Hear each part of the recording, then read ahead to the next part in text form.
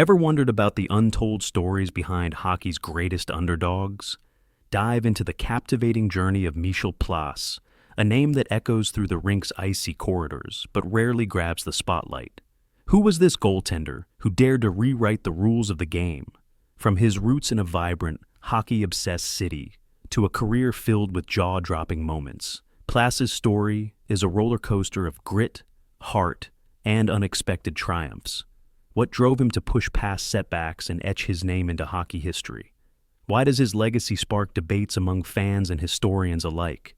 Join us as we uncover the resilience, quiet brilliance, and cultural impact of a man who proved that true greatness doesn't always come with fame. This is a tale of perseverance that will leave you inspired, perfect for hockey lovers and dream chasers. Hit that play button to explore Michel Plasse's remarkable saga, and don't forget to like, comment, and subscribe for more epic hockey stories.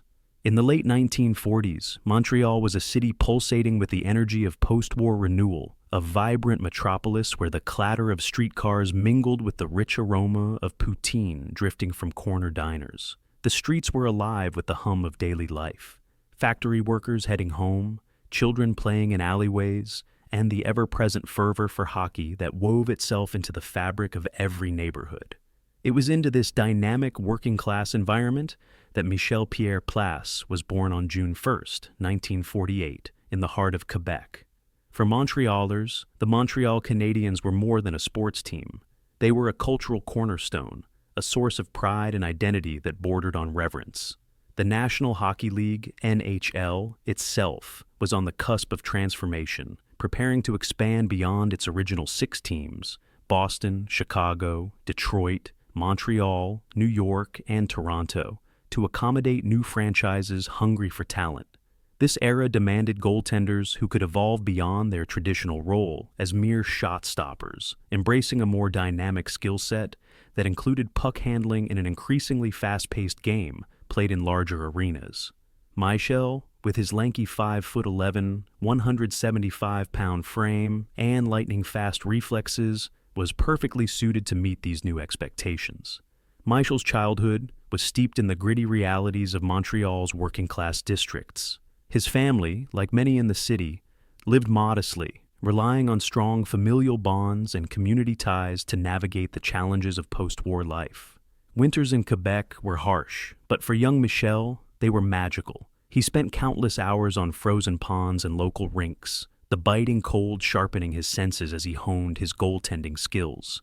The thrill of diving to block a shot, the satisfying thud of the puck against his pads, ignited a passion that would define his life.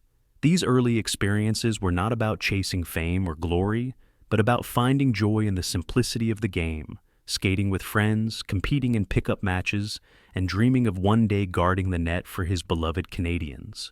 The rink was his sanctuary, a place where the struggles of daily life faded, and the focus was solely on the next save. These formative years instilled in him a deep resilience, a quality that would prove essential as he faced the unpredictable twists of a professional hockey career.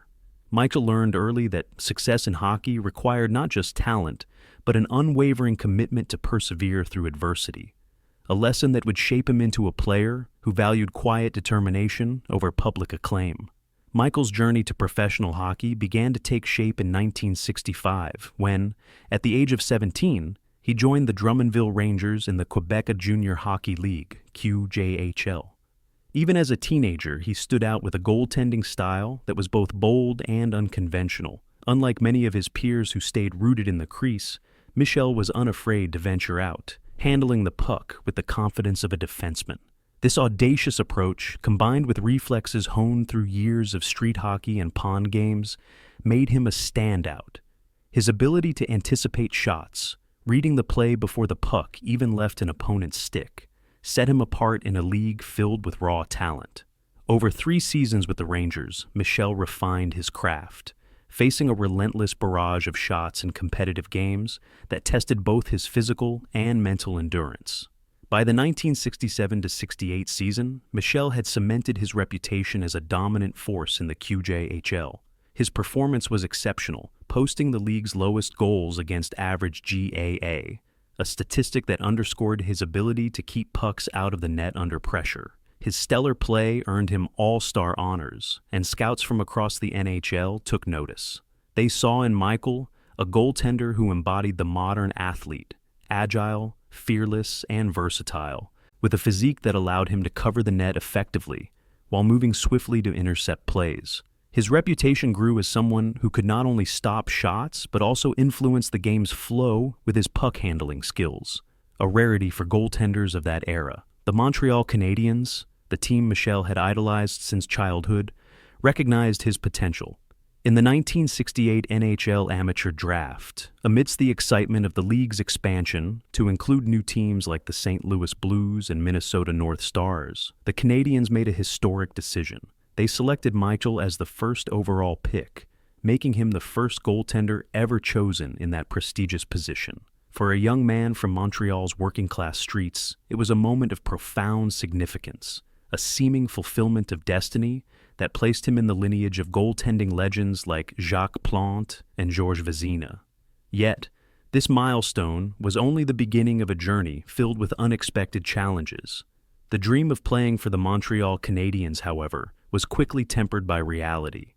The Canadiens were a dynasty in the late 1960s, fresh off multiple Stanley Cup victories, with their crease guarded by established stars like Roger Vachon and, soon, the towering Ken Dryden, who would join the team in 1971. For a rookie like Michel, breaking into this lineup was a daunting task. Instead of stepping onto the NHL ice at the Montreal Forum, he was assigned to the minor leagues, a common path for young prospects, but a humbling one for a first overall pick. His first stop was with the Cleveland Barons in the American Hockey League, AHL, where he faced the grind of professional hockey far from the spotlight. The AHL was a proving ground, with long bus rides, modest arenas, and intense competition. Michel's time there was followed by a stint with the Jacksonville Rockets in the Eastern Hockey League, EHL, where he played an exhausting 61 games in a single season. The barrage of shots he faced in the EHL resulted in a high goals against average, a statistic that reflected the defensive weaknesses of his team as much as his own performance. These early years were a test of endurance, both physically and mentally, as Michel grappled with the disappointment of being so close to his dream, yet so far from its realization. Despite the setbacks, these minor league seasons were formative. Michel developed a resilience that would define his career, learning to navigate the highs and lows of professional sports. In the EHL, he faced nights where the puck seemed to find every gap, but he also had moments of brilliance, making acrobatic saves that reminded coaches and teammates of his potential. He cultivated a sense of independence, relying on his own determination to push through adversity. The long hours on buses, the camaraderie with teammates in small-town rinks, and the quiet satisfaction of a well-played game, even in defeat, taught him to find value in the process rather than the outcome. In 1970, a trade to the St. Louis Blues offered a brief glimpse of the NHL. Michel made his debut, playing a full 60 minutes in goal, a moment that must have felt like a validation of his hard work. But the opportunity was fleeting, and he was soon back in the minors, this time with the Kansas City Blues in the Central Hockey League, CHL. The constant movement between leagues and teams could have broken a lesser spirit, but Michel's Quebec roots, grounded in hard work and perseverance, kept him focused on the next opportunity. On February 21st, 1971, Michel Plasse etched his name into hockey history during a game with the Kansas City Blues against the Oklahoma City Blazers in the CHL. With the Blazers pulling their goaltender in a desperate bid for a tying goal, Michel seized the moment. From his own defensive zone, he launched the puck with a powerful flick of his stick. The puck soared the length of the ice, bouncing once, then twice, before sliding into the empty net. The arena fell silent for a split second, as if processing the improbability of the moment, before erupting in a roar of excitement. Michel Plasse had become the first professional goaltender to score a goal, a feat that captured the imagination of the hockey world. In his typically understated manner, Michel later remarked that he had simply aimed to clear the puck hard, downplaying an achievement that made headlines across North America. While this milestone occurred in the minor leagues, Billy Smith would later score the first NHL goal by a goaltender in 1979. It was a groundbreaking moment in professional hockey, showcasing the evolving role of goaltenders as more than just defensive players. The media frenzy that followed was intense but brief. Reporters dubbed Michel a pioneer, celebrating his bold style and the audacity of a goaltender turning offense into opportunity. Yet, true to his character, Michel remained grounded. His upbringing in Montreal, where humility was a virtue and community mattered more than individual glory, kept his ego in check. This moment added a layer of intrigue to his story, transforming him from a promising prospect into a figure of historical significance. It was a rare flash of brilliance from a position defined by sacrifice and defense, a reminder that even those guarding the net could leave a mark on the game's offensive narrative. For Michel, it was not about the headlines, but about the quiet satisfaction of contributing to his team's effort, a mindset that would carry him through the ups and downs of his career. By 1972, Michel's perseverance began to pay dividends. He joined the Nova Scotia Voyageurs, the AHL affiliate of the Montreal Canadiens, where his steady play helped lead the team to a Calder Cup championship. This triumph, though less celebrated than an NHL Stanley Cup, was a testament to Michel's ability to perform under pressure. His clutch saves in critical games showcased his growth as a goaltender, proving he could handle the intensity of playoff hockey. The Calder Cup victory was a quiet milestone, one that highlighted his reliability and teamwork, qualities that were becoming hallmarks of his career.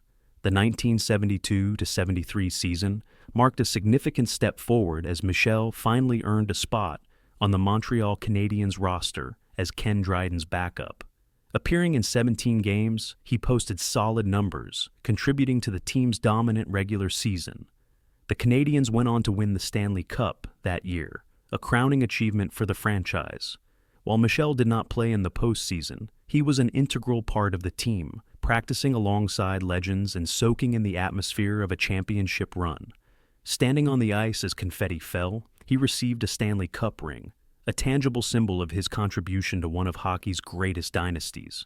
Teammates later recalled his quiet presence, describing him as the ghost behind Dryden, always prepared to step in, never complaining about his limited role. Yet, the shadow of Dryden, one of the NHL's most dominant goaltenders, loomed large. Despite his readiness, Michel could not displace the established star, and after 2 seasons and only 32 games with Montreal, he was claimed by the expansion Kansas City Scouts in 1974. Michel's move to the Kansas City Scouts was steeped in irony and emotional resonance. Throughout the 1973-74 season, he had jokingly sung "Kansas City, Here I Come" in the locker room as if foreshadowing his fate. He later told a journalist with a wry smile that he had predicted his relocation all year long. The Scouts were a struggling expansion team, playing in a city where hockey struggled to gain a foothold among fans more accustomed to football and baseball. As the team's primary goaltender, Michel faced a relentless onslaught of shots, playing 37 games in the 1974-75 season. The Scouts' porous defense led to a goals against average of 3.79, a reflection of the team's challenges rather than Michel's ability. Yet, he became a stabilizing force, his composure under pressure offering a glimmer of hope in a season marked by frequent losses. His critical saves, often made in the face of overwhelming odds, earned him respect among teammates and coaches, even if the broader hockey world paid little attention. This period highlighted Michel's journeyman spirit. He adapted to new cities, new teammates, and new challenges without the fanfare reserved for superstars.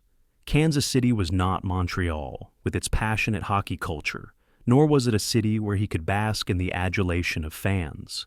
Instead, it was a place where he quietly went about his work, focusing on the task at hand, stopping pucks and keeping his team in games. His time with the Scouts was a microcosm of his career, full of effort, marked by resilience and defined by moments of understated brilliance in the face of adversity. In 1975, a multiplayer trade sent Michel to the Pittsburgh Penguins, where he finally found a moment of stability and prominence.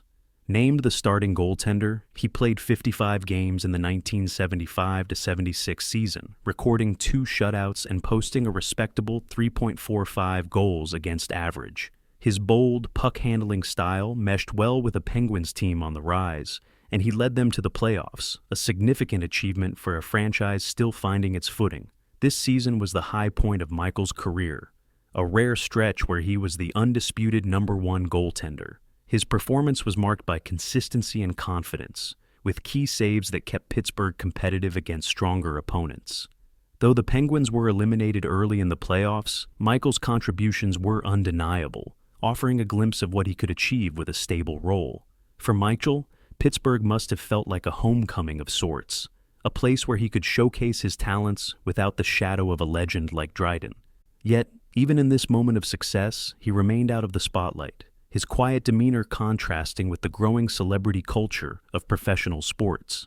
His time in Pittsburgh was a fleeting taste of stability, a reminder of the potential that had made him a first overall pick, but also a prelude to the continued movement that would define his career.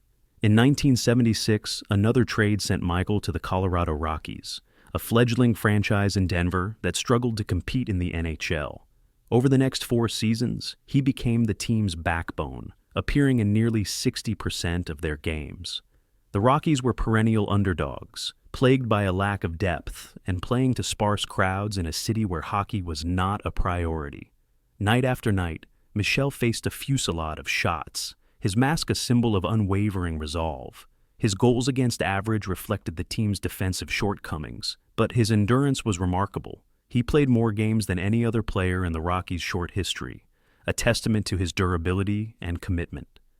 Michel's leadership during this period was subtle but profound. Teammates spoke of his ability to lift spirits during losing streaks, often sharing stories from his Montreal days to remind them of hockey's deeper joys. On one particularly grueling road trip, he organized impromptu team dinners, preparing poutine himself and fostering camaraderie through shared laughter. These moments, though small, were vital in maintaining team morale in a challenging environment. The physical toll of playing so many games was significant. Countless saves took a toll on his body, while the emotional strain of playing for a struggling franchise weighed on his spirit. Yet, Michel persevered, embodying the quiet strength that had carried him through his career. By 1980, the call of home grew too strong to ignore. Michel signed as a free agent with the Quebec Nordiques, a team newly integrated into the NHL after the merger with the World Hockey Association. Returning to Quebec was a full-circle moment, a chance to play in front of fans who shared his cultural roots. The 1981 season was steady, with Michel providing reliable goaltending for a team still finding its identity. However, age and injuries began to catch up with him. By the 1981-82 season, his playing time diminished, and he was reassigned to the minor leagues. In 1982, Michel retired quietly, with no fanfare or grand ceremony. His career totals, 299 NHL games, 92 wins, a 3.79 goals against average, and a playoff record of 4 games with 1 shutout and a 2.77 average, were not the stuff of legend, but they were a testament to his relentless effort and dedication. Michel's life was more than a collection of statistics. It was rich with human moments that resonated deeply. As a young father, he balanced the demands of a professional hockey career with family life, though he kept these details private. After retiring, he retreated to the serene countryside of Quebec, settling in La Visitation de l'Île du Pas, a place that offered peace after years of constant travel. Former teammates recalled his humility, particularly after his historic goal in 1971, when he shrugged off the achievement as just part of the job. His ability to find joy in small moments, whether a critical save or a shared meal with teammates, reflected his grounded nature. Michel's inner world was likely one of quiet reflection, grappling with the what-ifs of his career. What if he had surpassed Dryden? What if expansion drafts hadn't sent him to struggling teams? Yet, he carried no bitterness, embodying the fragile beauty of chasing dreams in a sport that offers no guarantees. Michel's legacy has sparked debate among hockey historians. Some have labeled him one of the worst first overall picks, pointing to his journeyman career and lack of all-star accolades. Critics argue that his adventurous style, venturing out of the crease, occasionally leading to mistakes, hindered his success. Others suggest that the Canadiens' preference for French-Canadian players influenced his selection, raising questions about whether regional ties outweighed pure merit. The expansion drafts of the 1970s, which repeatedly moved him from contenders to struggling teams, also limited his opportunities.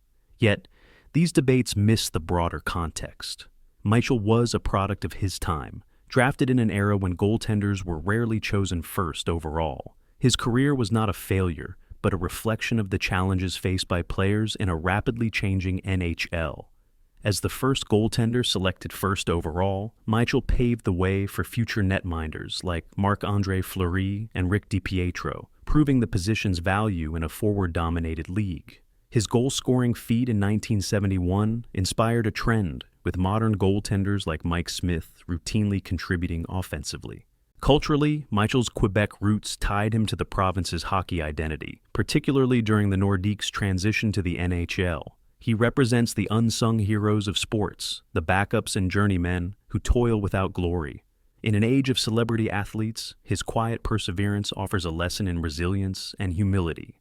Michel Plasse's life ended on December 30th, 2006, when he suffered a heart attack at the age of 58 in La Visitation de l'Île du Pas. His passing went largely unnoticed by major media, a fittingly understated end to a career defined by quiet contributions. Yet, within that silence lies a profound truth. Legacy is not always measured in headlines or accolades. Michel's story is one of determination, of finding meaning in the grind, and of leaving a mark through steadfast effort. From the frozen ponds of Montreal to the margins of hockey history, he showed that even in the shadows, one can create a lasting impact.